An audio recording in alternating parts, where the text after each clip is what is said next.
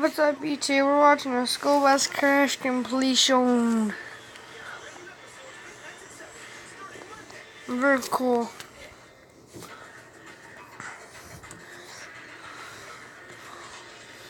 I'm gonna drink this a lot. Okay? Look at this. Look at this.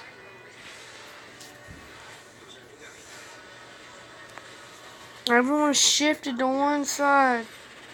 That's just torture. Legitimate torture. Like, look at this. This is torture. Oh, this is like a few days after I was born, guys. Oh, this is, I rode on bus 6. The bus actually got killed.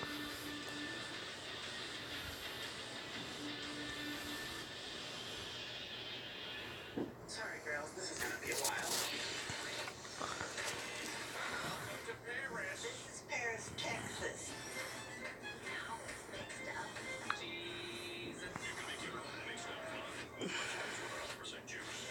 Discover Caress with Floral Fusion Oil for caressing soft skin. Indulge in the rich love. Boom, bruh. Pamper yourself. That's why I don't do that. That's why I don't fly our school buses. Get that a great gift from Kohl's, like new Nikes or a Google Home and get $10 Kohl's cash. Look at these sound, guys. Bro, what? What's he getting? Cocaine or something? Looks like he's getting cocaine or a sandwich or something.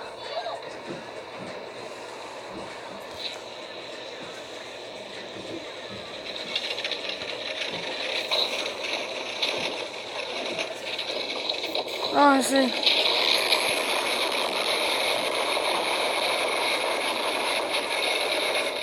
Oh, this guy won't find the camera. Well, this driver's messed up.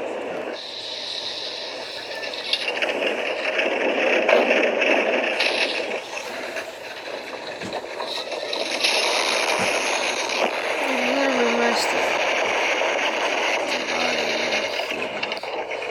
All the credits go to me. If you know all the credits, action, shout out to Pilus for using his content. Oh, very great content. I'm not gonna lie. Bro, this dude isn't even wearing a seatbelt.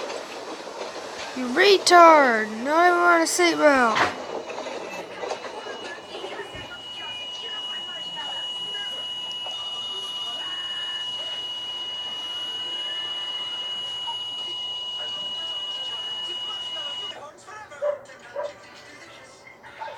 This is one of the most famous crashes.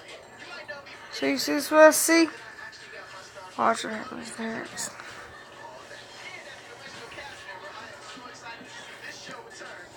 Which is what is it? It's supposed to be I guess it's both. And the bus I guess both the service.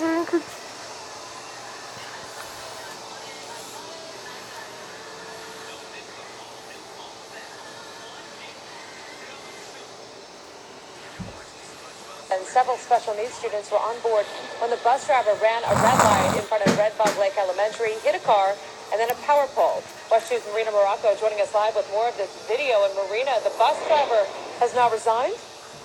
That's right, and this is a copy of his resignation letter. He turned it in a day after the accident, and on December 11th, the school board approved his resignation. Watch as the school bus driver tries to take control over his steering wheel after crashing into a car and running right into a light post. According to FHP, it was 66-year-old Jack Timmel who ran a red light and struck a car making a left turn onto the same road he was traveling on. On Tuesday morning, December 4th, 6 special needs students were on the bus on their way to Red Bug Elementary right across the street from the accident. Everybody all right? An accident which could have been much worse if those 6 students hadn't been strapped in. But watch again as one of the adult supervisors on the bus swings off the seat and right into the aisle. The bus finally stops after hitting the light post about 30 feet from the intersection, sparks flying as the bus careens right into it.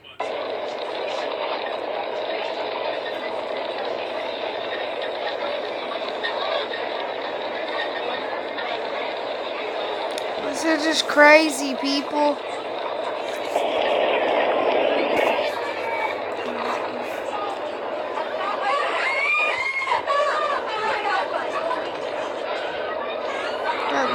What is this? This is legitimate torture.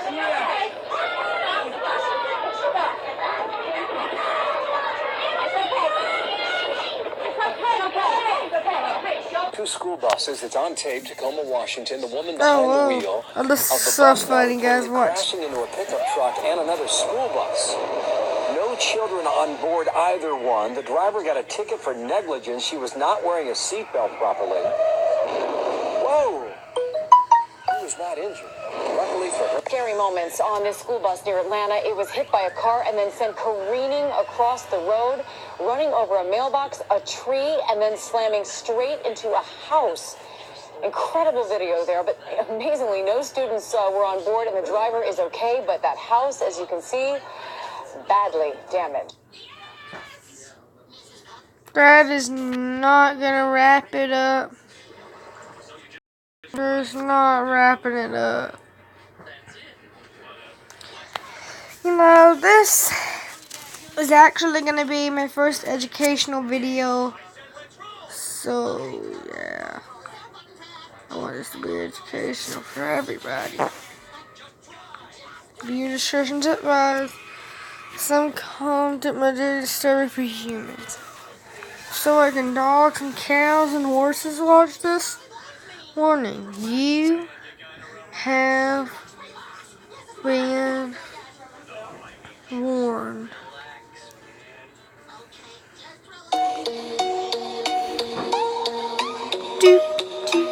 If you can't handle mature content, I don't know if that's that, but if you're not allowed to, I would exit the video right now.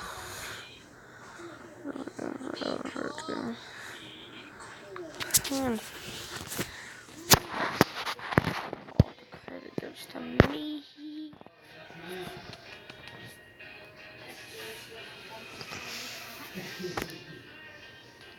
This is probably going to be very crazy, you guys. You have been warned.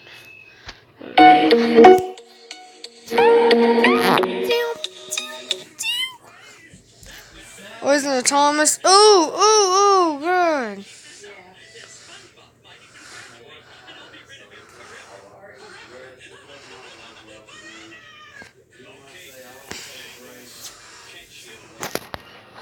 My Chungus, I think Chungus is.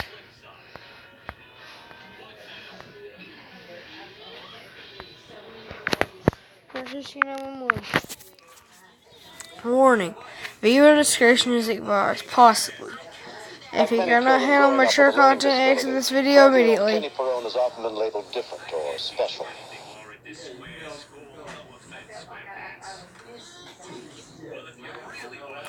Oh, I don't know if a lot of y'all probably don't know what the Fox River Grove was. It was a horrible accident. Heartbreaking. So October 25th, 2018 was 23 years. So she number 24.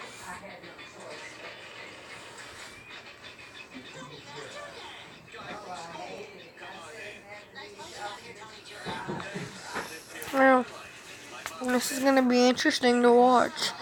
I watched it myself. Personally, I liked it. I'm gonna watch some video communications. If you're a bus driver, video communications is gonna be good for you. Guys, I'm gonna leave.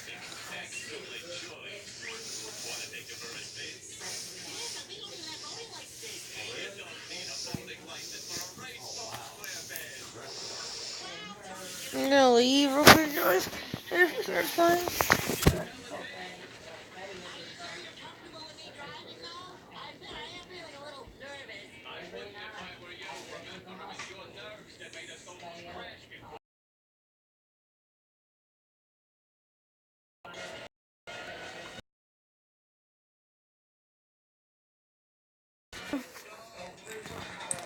What goes?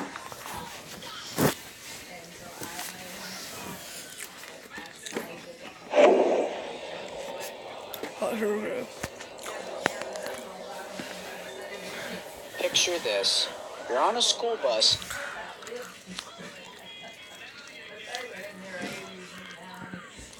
Going to school in the early morning. You're suddenly stopped by a red light. The railroad crossing suddenly activates at a nearby crossing. What you don't realize, though, is part of your bus is hanging over as part of the tracks.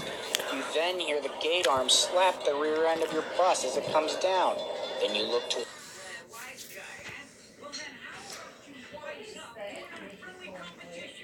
toward the track and see a 70-mile-per-hour commuter train with no way to stop as it heads toward you. Sounds like quite the nightmare, huh? Well, that nightmare was reality for a bunch of high school students in Fox River Grove, Illinois.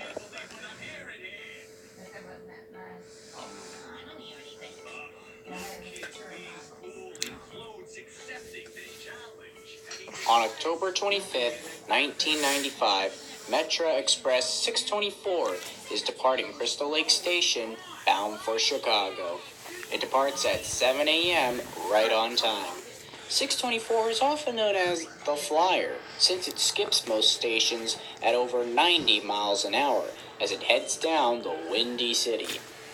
However, the buses at Crystal Lake School District were not having such morning luck. Most of the buses were departing on time at around 6:15 a.m., but the driver for school bus 103 that was supposed to run Route 47/155 to Cary Grove High School didn't show up for work. So 54-year-old Patricia Kattenkamp, a safety supervisor, would have to as the Flyer, since it skips most stations So guys, at let over me 90 miles an hour as it heads down the Windy City. However, the buses at Crystal Lake School District were not having such morning luck.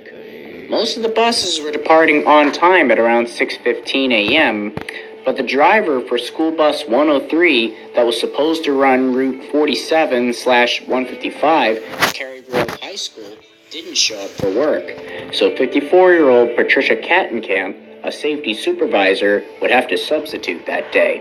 She had prior experience with bus driving, but she was still rather new to this route. By the time she was ready to leave, the bus was already 20 minutes late.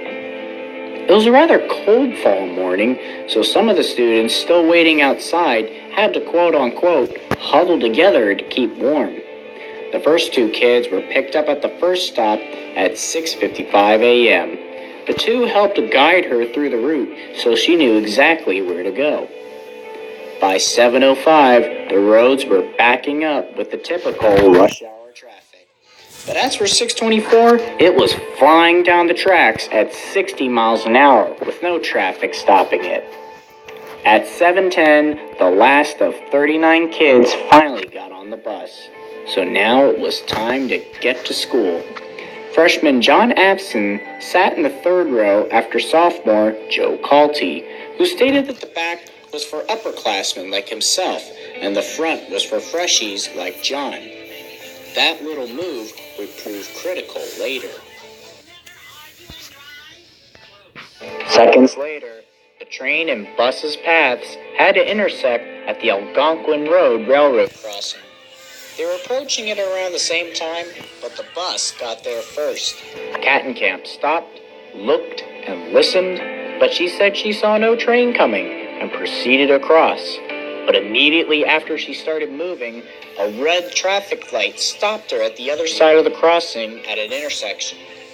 See, there was no car though. Jim Hummela. He was stopped behind the bus and noticed a headlight from the approaching Metro. Suddenly, the crossings activate, warning of the Here's right. oncoming Metro. Jim was rather concerned about where the bus was stopped, and he noticed the gates the bus from behind. Then Jim knew something was wrong. 3 inches of the bus's back hung over the tracks, and the flyer is going full speed towards it. This is just The engineer and the students were now facing one of the worst nightmares possible.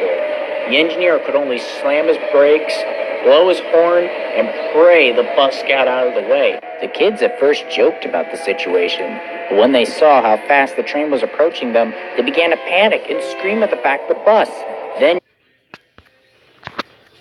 but Jim realized that the flyer coming through. The kids were freaking out. They were screaming, "There's a and let's get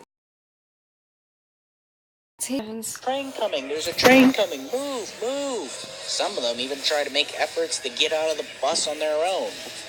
Jim Hummela behind the bus was yelling, "Go!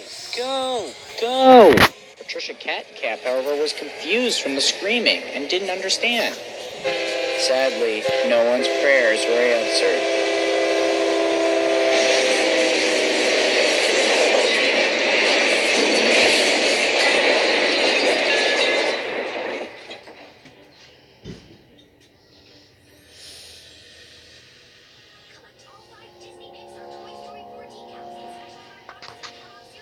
Metro 624 T-bones the bus at over 40 miles an hour. The force of the impact shears the whole passenger compartment off the chassis of the bus, spinning it 180 degrees onto the side of the tracks. The police chief, who witnessed the whole scene from the police station down the street, immediately called in as many officers as he could and requested EMTs to dispatch to the scene. Helen Gretschel, a nurse for the dying, ran out of the nearby coffee shop to help save some